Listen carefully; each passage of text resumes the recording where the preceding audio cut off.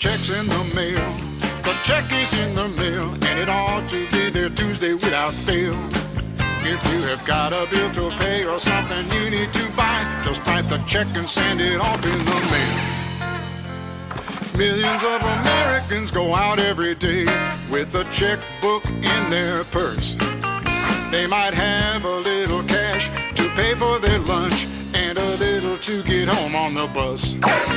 But if they suddenly decide to make a purchase or shop, they whip it out and write out the exact amount with some ID. Then they sign it and they walk out with the stuff that they paid for with their checking account.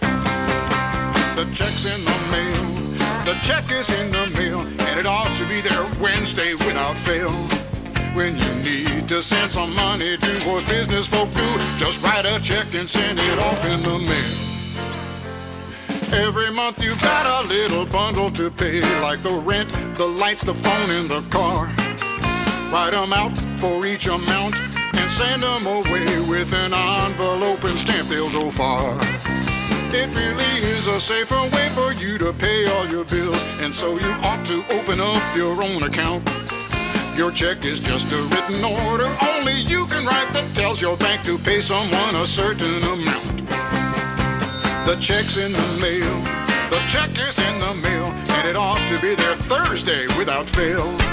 You can keep your money moving with the flick of the wrist, and you're happy that the check's in the mail. Now you may wonder what happens when you send a check to someone and how it gets back to your bank. Well, that someone deposits your check into their account, and then through an electronic flow of digital information, your check is cleared by a central bank and comes back to your bank, where at that point the amount is deducted from your account and paid over to theirs. So it's obvious that you got to keep enough money in your checking account to stay in the black.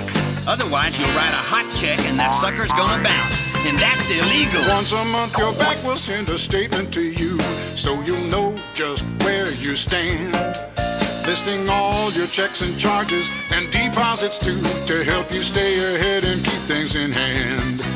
And you should learn to be real careful with your checkbook and your checks and keep track of every little amount. Now you compare your figures with the banks, and if it all adds up, then you can say that you have balanced your account. The check's in the mail, the check is in the mail, and it's got to be there Friday without fail. But just remember that you got to have some income coming in before you send out all those checks in the mail. I'm sure it'll be there next week sometime.